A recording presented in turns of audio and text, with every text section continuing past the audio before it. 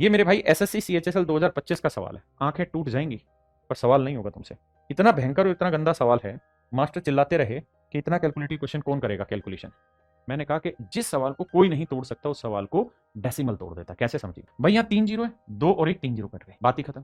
अब सीधी सीधी सिंपल बात यह है मेरे बच्चे, क्या कि यहाँ कितने जीरो हैं, 1 2 3 जीरो आ गई। तो इसका मतलब तय था कि ऑप्शन में डेसिमल के बाद 3 डिजिट होंगे, और 3 डिजिट मेरे प्यारे बच्चों एक ही ऑप्शन में थे यहाँ। तो मेरा ऑप्शन सी ही राइट आंसर हो। मुझे और कुछ चेक ही नहीं करना था, 1 सेकंड में ब्रेक कर दिया।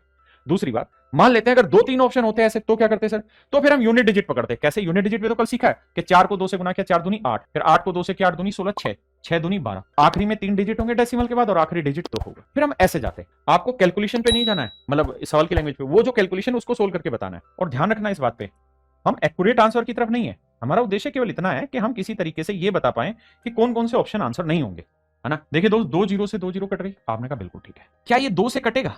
आप कहेंगे नहीं कटेगा। क्यों? क्योंकि 3 लिखा हुआ और 3 एक विषम संख्या है, तो 2 से कुछ नहीं कटेगा। और 16 क्या होता है? 2 की पावर 4। अगर 2 की पावर 4 है तो सर ये तय है कि इस सवाल के आखिरी में दशमलव के बाद 4 अंक होंगे। दशमलव के बाद 4 अंक होंगे, हाँ जी। अगर 4 अंक तक मैं डिफाइन कर पाया तो ये तय था कि ये मेरा आंसर नहीं होगा, ये मेरा आंसर नहीं होगा, ये दोनों मेरे आंसर नहीं है। अच्छा, ये भी मेरा आंसर नहीं है। आप कहें क्यों नहीं आंसर? मर्जी। हाँ भाई मर्जी। क्यों? क्योंकि अगर ध्यान से देखो तो यहाँ दशमलव के बाद आखिरी में कितनी भी जीरो लगा लो उससे कोई फर्क नहीं पड़ता। आखिरी में जीरो लगाने का कोई सेंस नहीं है ना। अगर आप जीरो यहां लगाएंगे तो फर्क पड़ेगा, यहां लगाने से कोई फर्क नहीं पड़ेगा। इसका मतलब ये भी सवाल का आंसर नहीं होगा। तो बचा ऑप्शन। बताओ भाई, मजा आया कि नहीं आया? आप कह सकते हैं कि सर यूनिट डिजिट से चेक कर लेंगे। बिल्कुल कर लेंगे। यूनिट डिजिट का मैंने पूरा मेथड पिछली क्लास में एक्सप्लेन किया इसी यूट्यूब चैनल पे।